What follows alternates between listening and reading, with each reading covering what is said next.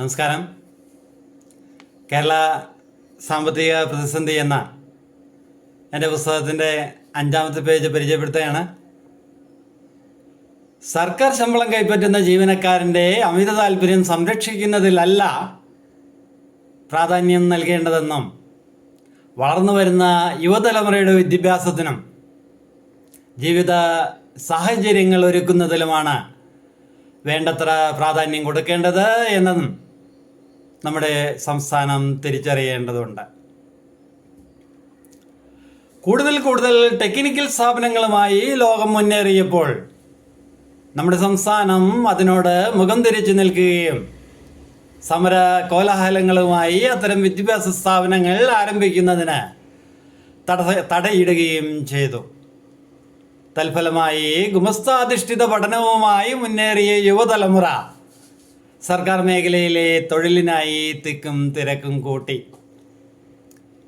സർക്കാർ മേഖലയിൽ ജാതി തിരിച്ചുള്ള സംവരണത്തിൻ്റെ പേരിലും അല്ലാതെയും തൊഴിൽ ലഭിച്ചവരും രാഷ്ട്രീയ മേഖലയിൽ നേതൃസ്ഥാനങ്ങളിൽ എത്തിപ്പിയവരും ഒന്നാം തരം പൗരന്മാരായി വിലസുകയും ഭൂരിഭാഗം വരുന്ന കേരളീയ യുവത നിരാലംബരായ അവസ്ഥയിൽ എത്തിപ്പെടുകയും ചെയ്തു.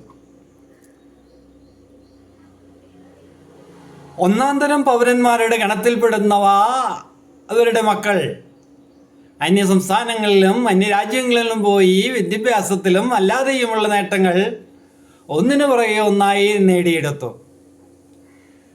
അവശേഷിക്കുന്ന കേരള യുവത സംവരണത്തിൻ്റെ പേരിൽ അടിപിടി കൂടുകയും അവർക്ക് ലഭ്യമാകേണ്ട ഉയർന്ന വിദ്യാഭ്യാസത്തെയും ഉന്നത ജീവിത സാഹചര്യത്തെയും മറന്ന് ജീവനക്കാരൻ്റെ അമിത താല്പര്യം സംരക്ഷണം എന്ന മുദ്രാവാക്യത്തോട് ചേർന്ന് നിൽക്കുകയും ചെയ്തു. തങ്ങൾക്ക് കൂടി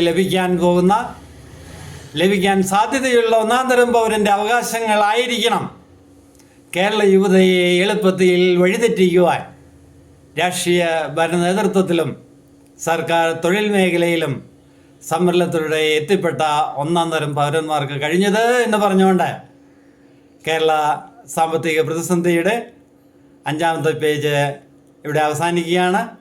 ലൈക്ക് ചെയ്യാത്തവർ ലൈക്ക് ചെയ്യുക. നന്ദി.